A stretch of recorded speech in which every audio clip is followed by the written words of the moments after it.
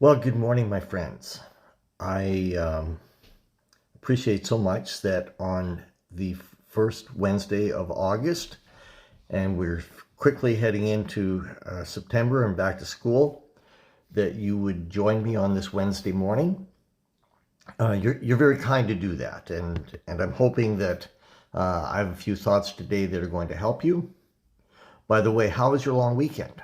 And Brenda and I took two of our grandchildren. We went to Manitoba. Our oldest son, Chris, and his wife and family have a cabin south of Brandon on Pelican Lake, where Manhattan Beach Camp is.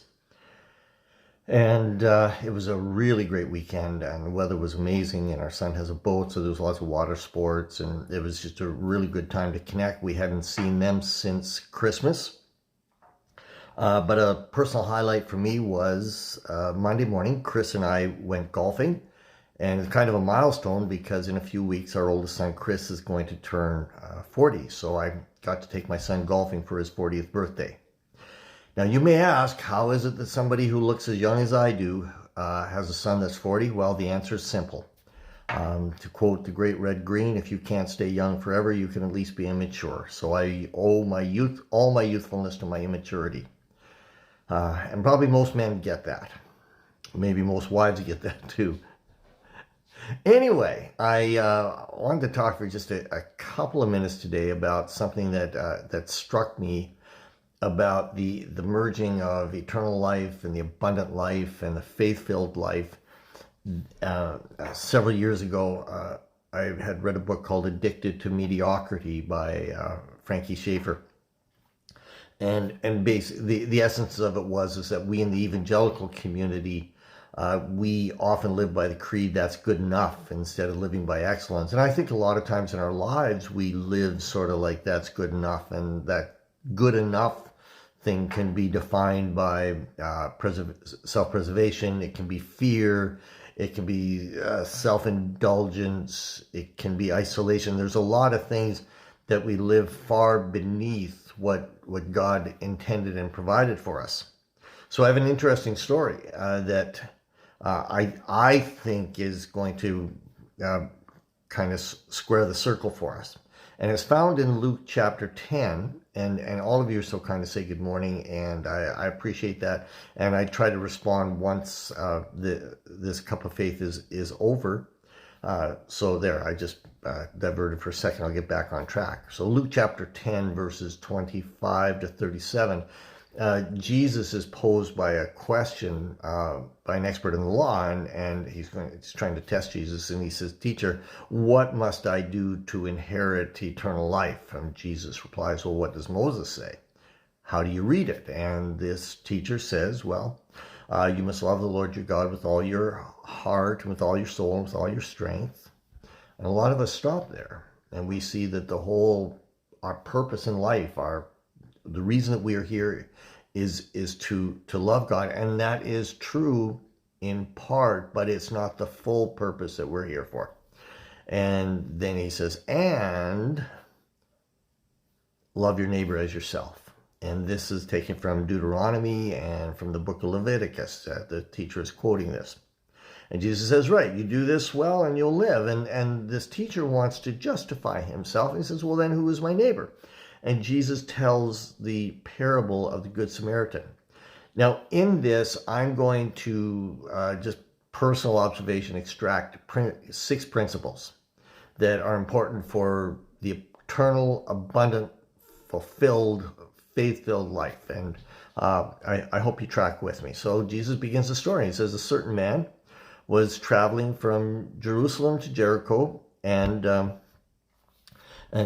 he was attacked. This was a very dangerous road, and people didn't usually travel alone.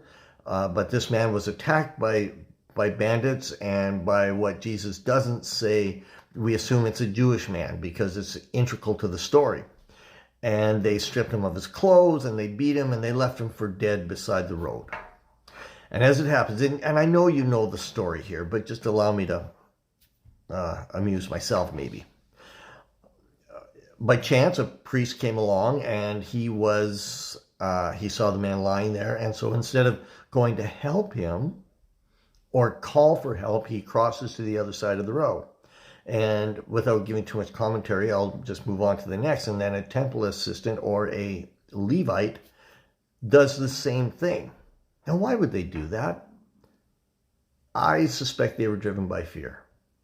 This was dangerous, and it could have been a ploy. It could have been so many things, but they thought, if I get involved, I'm going to be attacked as well. And fear drives us, and we make a lot of decisions, and a lot of bad decisions based out of fear.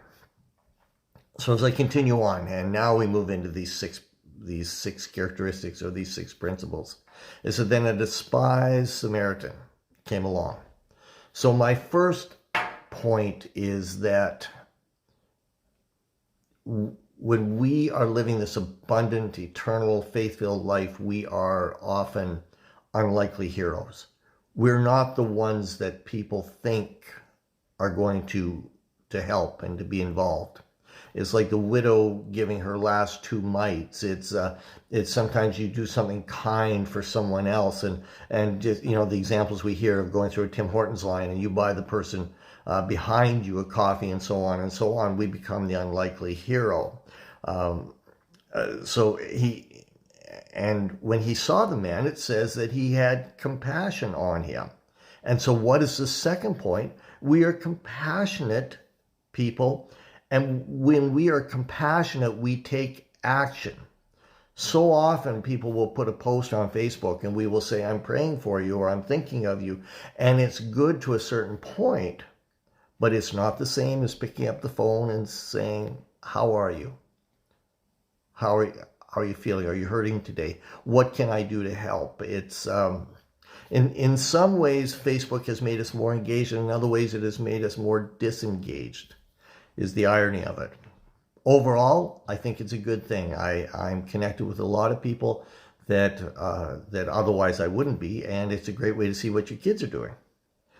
So I'm diverting a bit. So the second thing is that we're compassionate. We take action. Going over to him, and I stopped there and said, well, what's another characteristic? We take risks. He came over to him. He wasn't bound by the fear of the priest and the Levite. He just says, whatever happens, happens, but I'm going to get involved. We take that risk. And often I say that there's no other way to spell faith but R-I-S-K, to take that little step. That, Lord, I'm going to jump. And I know you're going to catch me because I know who you are. He says, oh, well, isn't that foolish? Well, sometimes foolish, the thought of being safe is the enemy of faith. So he went over to him, and he soothed his wounds with olive oil and with wine and with bandages. And so what's the fourth point? We engage. We bring healing to people. We don't stand on the side and look. We don't stand. Brenda and I were watching a movie last night that was sort of a mystery movie, and a man was threatening to jump off a building. That wasn't what his real intention was. He was being a distraction, but people on the ground were yelling, jump, jump, jump. And that's not what we do. We actually engage with people. We bring healing when we do. And then he put this man on his own donkey. So then we inconveniently share. You ever been at a place where you thought, if I give this, it's really going to hurt and it's going to inconvenience me? My advice to you is take the step and see what God does. So we inconveniently share. So, and he took him to an inn, and he took care of him. And the next day, he handed the innkeeper 2 silver coins, or 2. Basically, it was the amount of 2 days of wages, telling him,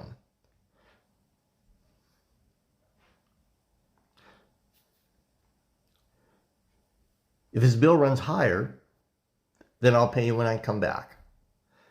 So what's my last point? My 6th point? We journey with people. We don't say, well, I've done enough. I wash my hands. I'm moving on.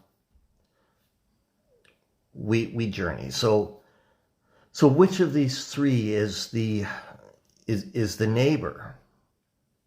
Which is the three that's on the journey to eternal life? The one who showed mercy. Not necessarily the one who knew the laws and the rules, but still was bound up by fear, but the one who took the risk. And Jesus says, now go out and do the same. Before I review these 6 points quickly,